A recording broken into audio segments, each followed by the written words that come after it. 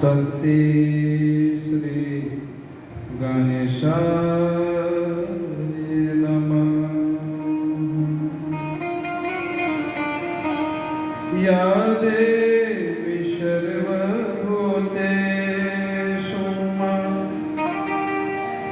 Bhagwati melody रूपे संस्थिता। नमो तस्यै नमो तस्यै नमो तस्यै नमो नमः। सच्चिदानंद रूपाय विश्वोत्पत्त्यादिहेतवे तापत्रय विनाशाय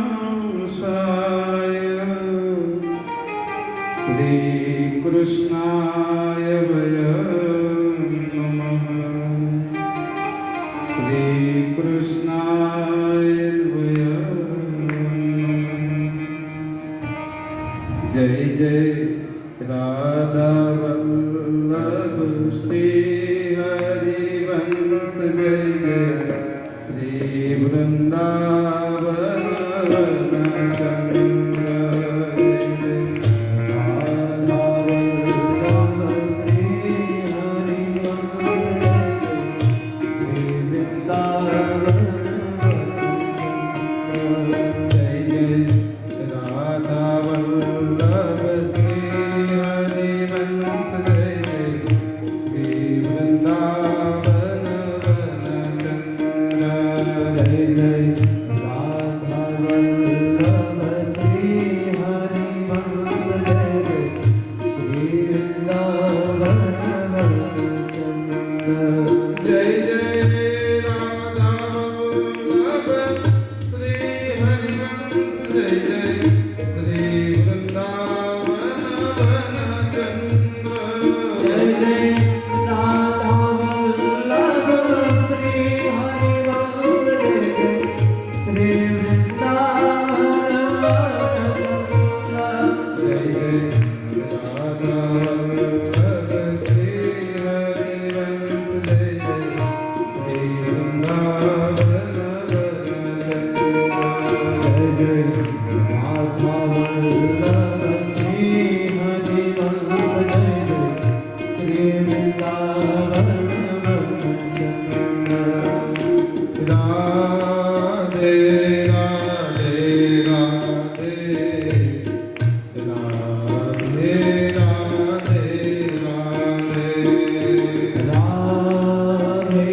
राधे राधे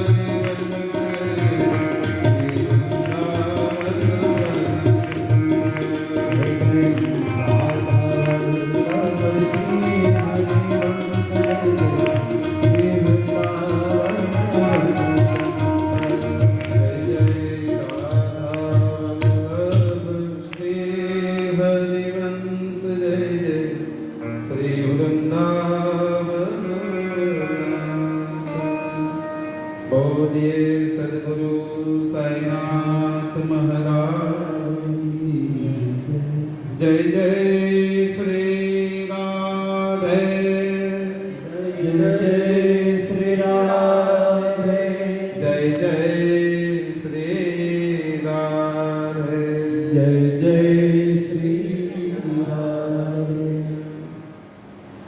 પંચલાય ગામની પાવન ધરા ભગવાન સાંઈનાથ મહારાજનું દિવ્ય તીર્થધામમાં જ્યારે કથા ગવાઈ રહી છે,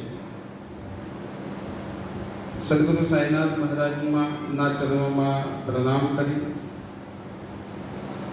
જેમના મુખથી દિવ્ય કથાનો આપ બધા રસપાન કરી રહ્યા છો એવા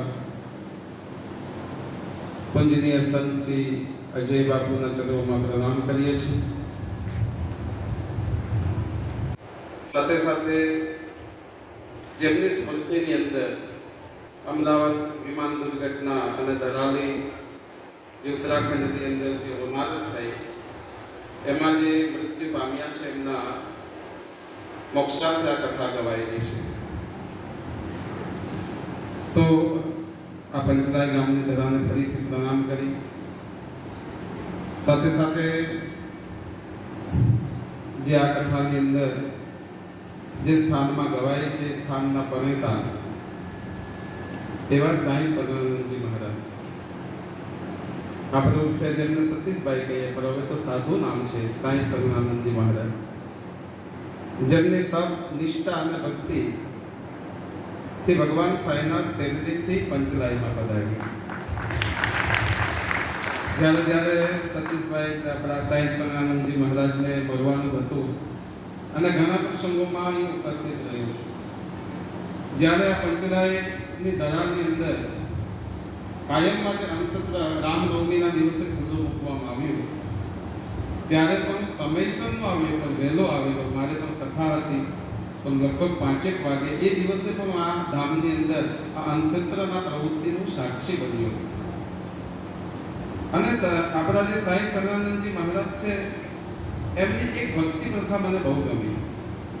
જે કોઈ કાર્ય કરે એને બાબા વગર ચિઠ્ઠી મૂકે અને ચિઠ્ઠીમાં ભગવાન સાંઈનાથ મહારાજ જે હુકમ કરે એ જ કરે, એટલે ભગવાનને શરણાગત થઈને કરે.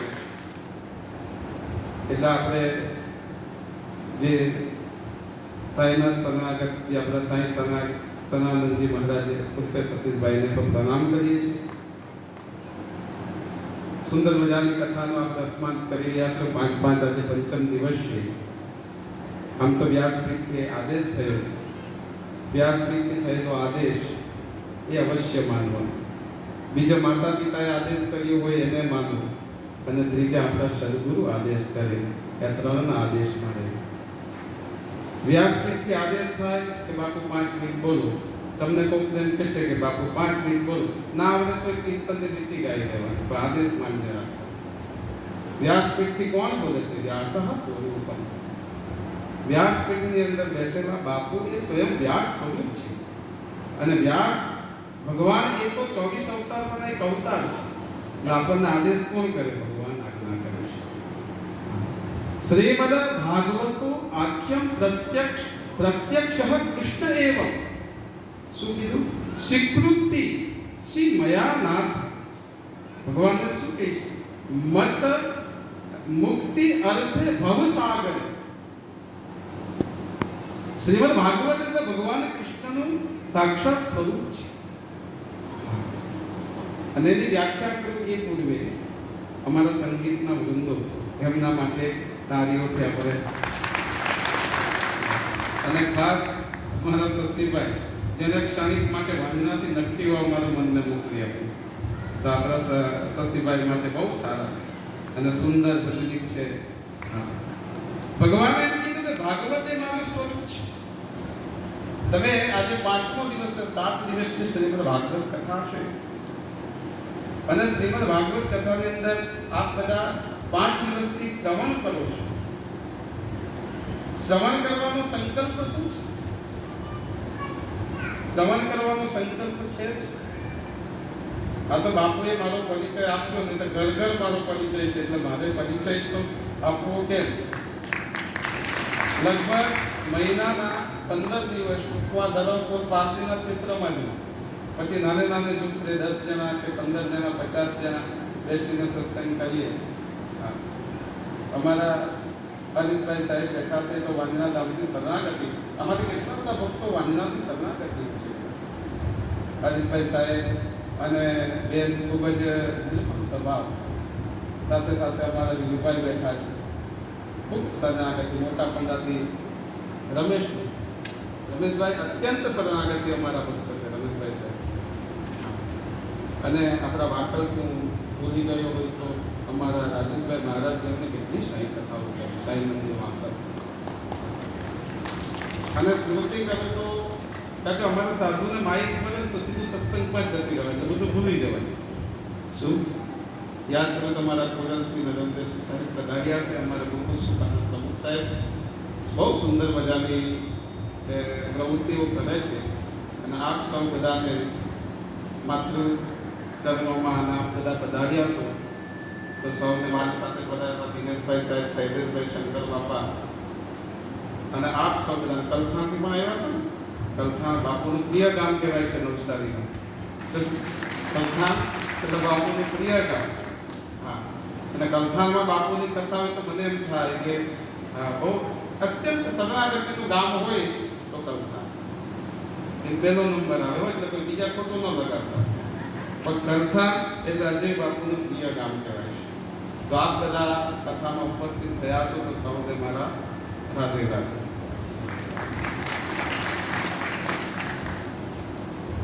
એટલા માટે ભાગવતી ભગવાન કૃષ્ણનું સ્વરૂપ છે. હવે 5 દિવસથી બધા તમે કથા શ્રવણ કરો છો.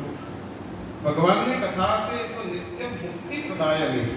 ભગવાનની કથા એ તો નિત્ય મુક્તિ આપે છે, એની કાંઈ ચિંતા નથી કરવાની.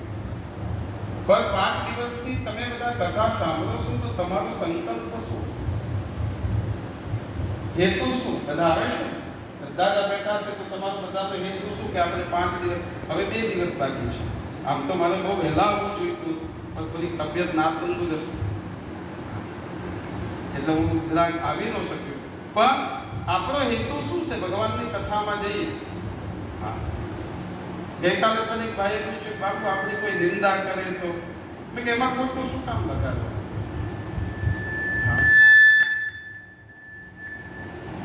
એમાં ખોટું લગાડવાનું કાંઈ નથી. ઉદ્ધવે ભગવાન કૃષ્ણને પ્રશ્ન કર્યો કે પ્રભુ આપણે કોઈ ખોટી નિંદા કરે તો જો આપણને ખોટું લાગી જાય તો આપણે ટીકા છે. આ તો વર્ષોથી નિંદાની પરંપરા તો ચાલતી આવે છે, પણ આપણે પ્રાપ્ત કરવા છે ભગવાન કૃષ્ણને. 7 દિવસની અંદર આપણે ઠાકોરજીને પ્રાપ્ત કરવા છે કૃષ્ણ. સંસાર સાગરે મગ્ન દીનમાં, સંસાર સાગરે મગ્ન દીનમાં. ભગવાનને એમ કીધું છે કે સંસાર સાગરની અંદર તો કેટલા બધા પ્રશ્નો ઉભા રહેવાના છે. કર્મ મોહ કુતાંગ મમ ઉદ્ધારમ ભવાર વાતા. શ્રીમદ ભાગવતના મહાત્મ્યમાં એમ કીધું છે કે આ સંસારની અંદર માયા રૂપી મોહ રૂપી મગરમચ્છ આપણે બધાને પકડી દીધું છે. અને પછી આપણે શું કામ આવું?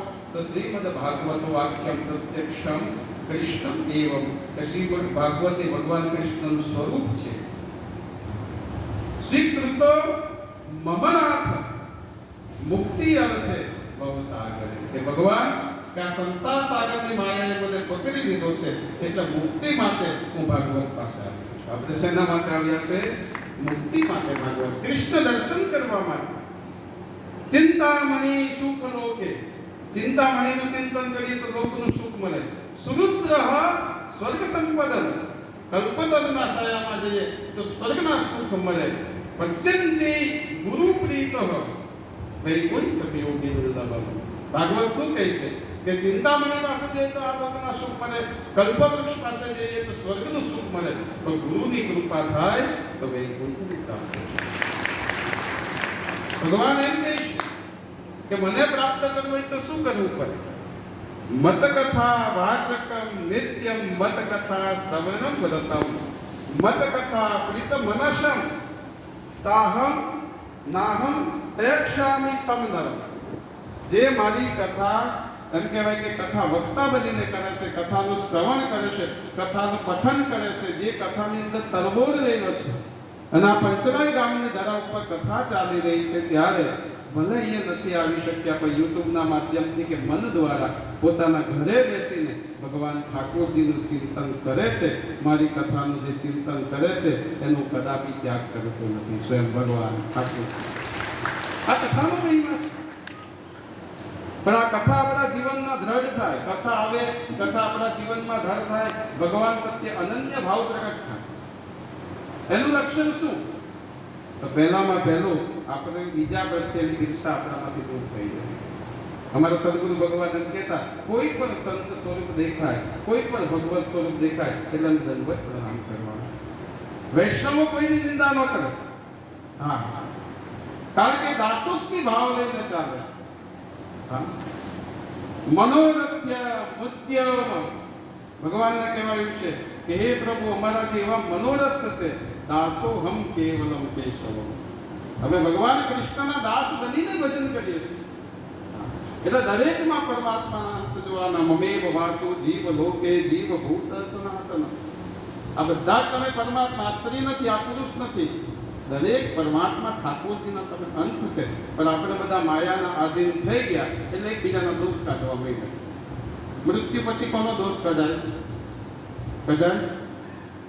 કોર્ટમાં કેસ ચાલતો હોય ને માણસ મૃત્યુ પામે ને પછી જજ સાહેબ પણ એની ફાઇલ બંધ કરી દે, એના પર કેસ લાગુ ન કરે. આ તો હવે મૃત્યુ પામ્યું. મૃત્યુ પછી તમે કોને દોષ કાઢજો? આ વ્યક્તિ આમ છે, આ વ્યક્તિ તેમ છે. નહીં, આપણું વૃક્ષ આપણે એકબીજાના દોષ જોવામાં, ઈર્ષા જોવામાં સાંઈનાથ મહારાજની કૃપાથી આપણે વ્યક્તિત્વ લઈ જઈશું. યાદ રાખો. એટલે ક્યારે ભગવત ભાવમાં આવીએ ત્યારે કોઈનો દોષ ન કાઢો, કોઈ. અને આ બધું ક્યાંથી શીખવાય? ભગવાનની કથા રામચરિત માનસમાં જ્યારે સબરીબાઈને ત્યાં પરમાત્મા આવ્યા અને એ વખતે ભગવાને નવધા ભક્તિ કીધી ત્યારે શું કીધું? પ્રથમ સંગ સંતન કર સંગ પ્રસંગ મજરમ પાસ માત મનઃ કવ્ય વિદું. શું કીધું? પ્રસંગ મજરમ પાસ માત મનઃ કવ્ય વિદું સ એવ સાધુ કૃતો મોક્ષ દ્વારમ પાવિતમ. જ્યારે ભગવાન કપિલના દેવહૂતિ માતાએ પૂછ્યું ત્યારે એમ કીધું કે આ જન્મનું કલ્યાણ કરવું હોય, અત્યાર સુધી તો માયામાં ઇન્દ્રિયો ફસી ગઈ એટલે એટલું બધું દુઃખ સુખને પામી ગયા છે. હવે પ્રભુ અમારું કલ્યાણ કરવું હોય, આત્માનું કલ્યાણ કરવું હોય, મોક્ષ ગતિ પામવું હોય, પરમ સુખનો અનુભવ કરવો હોય ત્યારે શું? સ એવ સાધુ કૃતો મોક્ષ દ્વારમ પાવિતમ. અને એ વખતે એમ કીધું કે કોઈ સાધુ પુરુષના શરણ લેવા. પણ કેવા સાધુ? તિતિક્ષાકારિણા સહૃદય સર્વદેહિના અજાત સત્ર નવ શાંતા સાધવ સાધુ ભૂષણ. જે સાધુને મળ્યા પછી રાગ નહીં, દ્વેષ નહીં, નિરંતર પરમાત્માનું ચિંતન કરે, નિરંતર પરમાત્માનું ચિંતન કરે એવા સાધુ. બહુ મોટા મોટા મંદિરો બની જાય, મઠો બની જાય, એ તો સ્વાભાવિક છે, વ્યવસ્થા છે. જે સાધુ પાસે જઈએ પછી બધાનો દિવ્ય ભાવ જ રાખે. સકલ લોકમાં સહુને વંદે નિંદા ન કરે કે અમારું કામ શું છે? મુમુક્ષુ જન સુધી જવાનું. મેળની માતા, રાધાવલ્લભ ભગવાન, રામદેવજી મહારાજ અને સદગુરુ ભગવાને અમને નિમિત્ત સેવા આપી છે. અમે સેવા કરીએ છીએ સાહેબ. આ અહંકારનું પદ નથી, નિર્માણ પદ છે. સાધુ માટે હજારો વ્યક્તિ બેઠા હોય તો ઉપદેશ આપવો એ નથી. એક વ્યક્તિ કેમ ન બેઠા? પરીક્ષિત રાજાને જ્યારે શ્રીમદ ભાગવતની કથા સુખદેવજી મહારાજે કીધી ત્યારે ગંગાજી કિનારે સુખદેવજી બેઠા હતા. પરીક્ષિત સામે એક હિ શ્રોતા, એક હિ વક્તા. એક જ શ્રોતા છે અને એક જ વક્તા છે. સાધુ અમને સેવા આપી છે. બહુ કૃપા કરી ભગવાને કે આ જન્મની અંદર સેવા આપી. મુમુક્ષ જન સુધી તમે જાઓ, મારા નામનો પ્રચાર કરો, મારા સ્વરૂપમાં દરેકના મનને લય કરો અને અંતે વૈકુંઠ ધામની મારી પ્રાપ્તિ કરો. સાહેબ આ સાધુને સેવા આપી છે. આમ કઈ ન મળે ખાવાનું બની ગયા બાવા એવું નથી. આ પરમાત્મા અત્યારે આપણા રાજેશભાઈ મહારાજ છે 188 ને એવું જેટલી સાંઈ ભગવાનની કથા કરી, બસ સાંઈ બાબા એમને નિમિત્ત કર્યા છે, પ્રેરણા કરનાર તો સાંઈ બાબા. આ નિમિત્ત કાર્ય, સેવાનું કાર્ય સપાયું છે. સેવાનું કાર્યને લઈને નિરહંકારી, નિરભિમાની થઈ અને જ્યારે સમાજમાં વિચરે છે, એક એક વ્યક્તિ સુધી જાય છે, એનામાં રહેલા આત્મજ્યોતિને જાગૃત કરે છે અને અંતે પ્રયસ્યતિ ગુરુ પ્રીતો વૈકુંઠમ યોગી દુર્લભમ. અને ગુરુની કૃપા થઈ જાય, એ જીવ બળવાન થઈ જાય અને પછી પરમાત્માના ધામને પામે. આ બહુ મોટી અમારી જવાબદારી છે. હું તે અધિક સંત કરી બેઠા. ભગવાને કીધું મારાથી વધારે સાધુ ઉપર વિશ્વાસ કરે. આજે તમે આ વિસ્તારની અંદર તો ભગવાને મને મા મેલડી માતા એ ખૂબ દયા કરી સેવા આપી.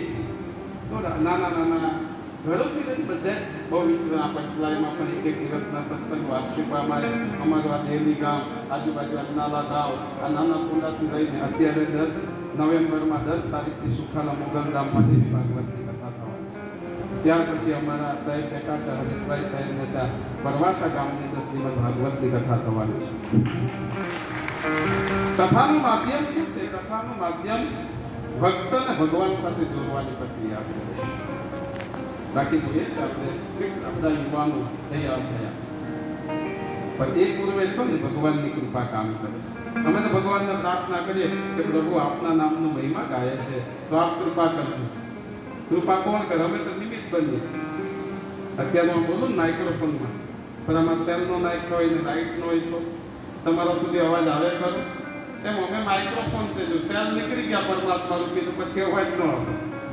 એટલે અમે તો માઇક્રોફોન છે, નિમિત્ત છે. કરનાર તો ભગવાન સાંઈનાથ છે, ભગવાન છે, ભગવાન દ્વારિકાધીશ છે સાહેબ. હા, એટલા માટે આપ બહુ ભાગ્યશાળી છોટા પિતૃ પક્ષની અંદર આપ ભાગવત કથાનું શ્રવણ કરો છો. આપ શ્રવણ કરો તો આપના પિતૃઓ તૃપ્ત થશે અને સદૈવ આપ શ્રવણ કરો તો આપનું તો નિશ્ચય વૈકુંઠ ધામની પ્રાપ્તિ થઈ જશે. નિશ્ચય આપનું કલ્યાણ. જેને એક વાર પણ ભગવાન કૃષ્ણની કથા તેને સાંભળી લીધી, યાદ રાખજો, એનું નિશ્ચય કલ્યાણ થઈ ગયું છે. એક વાર ભગવાનની કૃષ્ણ ને હજુ ભગવાન કૃષ્ણ આ ધરા ઉપર પ્રગટ છે, યાદ રાખજો.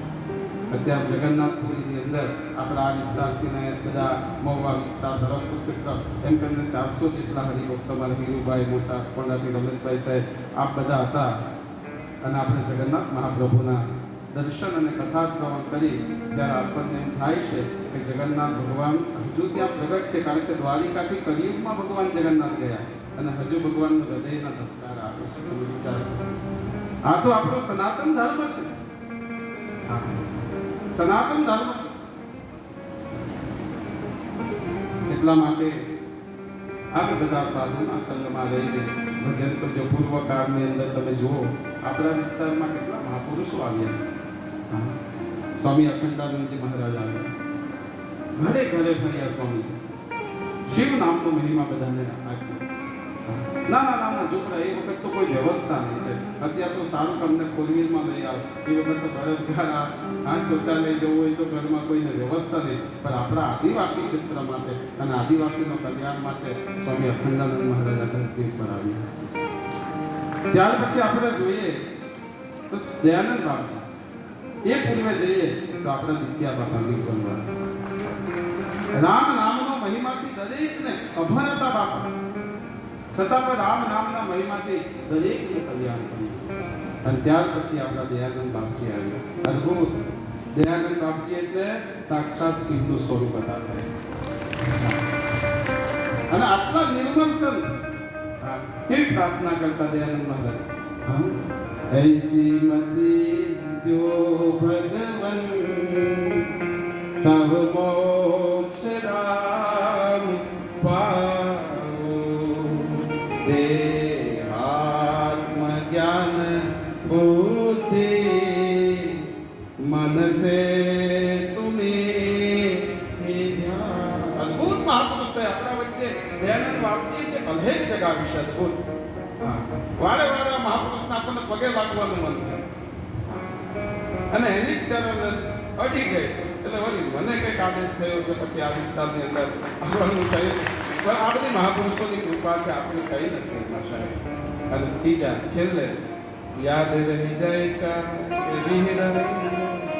આપણા પરવાસા છોટુ બાપા બાપુ આખી શ્રીમદ ભાગવતના શ્લોકો એમને કંઠસ્થ શ્રીમદ ભાગવતના શ્લોકો અને અખંડાનંદ મહારાજના વિદ્યા બાપુ એમના ગુરુ વિદ્યા બાપુ અને છોટુ બાપા અમારા પરવાસાઓને જ્યાં જ્યાં જતા અને જે સત્સંગ અને ભજન કરાવતા અને છેલ્લે પોતાનો સંદેશ આપીને ગયા ને કે યાદ રહી જાય માટે તુમી રામા ભજા કેટલો મોટો સંદેશ આપીને ગયા. એટલે હું જ્યારે જ્યારે આ ધરતી પર આવું જ્યારે પ્રવેશ કરો બિરવલ આવે તો વિદ્યા બાપાની જય બોલી, આમ કલદરા આવે એટલે પાછું પરવાસા બાજુ નજર થાય અને આ કર્ણમાં તો અખંડાનંદ મહારાજ અને દયાનંદ બાપજીની એમ કહેવાય કે કર્ણની અંદર એટલી ભક્તિ સમાયેલી છે.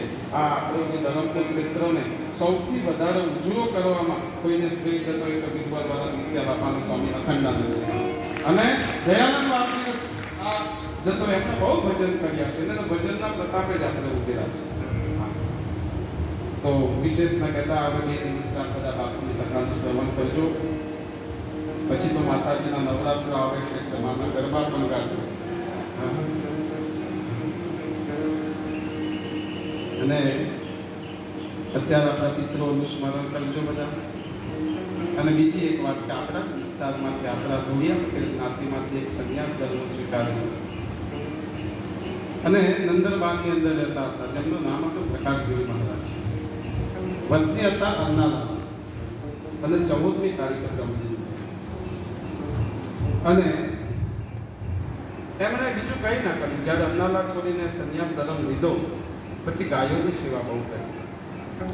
250 જેટલી ગાયો હતી જેને પગે તકલીફ હોય, જેને ચાલી નહીં શકાતું હોય, બીમારી હોય, કતરખાનામાં જતી ગાયોને આ બધી ગાયોનું પોષણ કરતા. જે આપણા બાજુનું જ ગામ કંદાલા ગામના વતની હતા રમેશભાઈના ભાઈ, વલ્લુભાઈના ભાઈ અને સંન્યાસ ધર્મ લઈને ઉચ્છલ વિચલની અંદર નિવાસ કરતા, જે 14 તારીખે બ્રહ્મદિન થઈ ગયા છે. આજે મારે ત્યાં પણ જવાનું છે અંદાલા પણ, પણ આપણે 2 મિનિટ માટે એમને પણ શ્રદ્ધાંજલિ આપીએ કે સાહેબ રામની અંદર આપણા સમાજમાંથી એક ગૌ માતાની સેવા માટે નીકળેલા. ઓમ અસતો મા સદગમ તમસો મા જ્યોતિમય મૃત્યો મા અમૃતમય. ઓમ શાંતિ શાંતિ શાંતિ સુશાંતિ ભવતુ. ઇદં મંત્ર પુષ્પાંજલિ સમર્પયામિ. ભાવંજલિ શ્રદ્ધાંજલિ સમર્પયામિ. તો વિશેષ ન કહેતા, કારણ કે સાધુને માઇક મળી જાય પછી બહુ મુશ્કેલ પડે. અત્યારે માઇક આપે મને એમ થાય હું જ કથા કરું છું એવું લાગે, એટલે એને છૂટવું મુશ્કેલ પડે. તો આપ બધા ભગવાનના શરણ રહેજો અને ભગવાનને દરરોજ પ્રાર્થના કરજો કે હે ઠાકોરજી, હે કૃષ્ણ, અમે તને પ્રાપ્ત કરવા માંગીએ છીએ. સાહેબ ભગવાનની પ્રાપ્તિ થઈ જશે. આ જન્મનો આપણું પરમ કલ્યાણ, સંપત્તિ, ગાડી, બંગલા બધું એ જ રહેશે, પણ આપણી ભેગા આવશે તો ભગવાનની ભક્તિ આવશે. યાદ રાખજો. બધા ભક્તિ કરી લેજો, સદાયના માટે ગુરુ ચરણમાં રહેજો. તો એટલું જ કહેતા આપણે વ્યાસપીઠને પ્રણામ કરી ઠાકોરજીના ચરણમાં પ્રાર્થના કરી મારી વાણીને વિરામ આપું છું. જય જય શ્રી રાધે, જય જય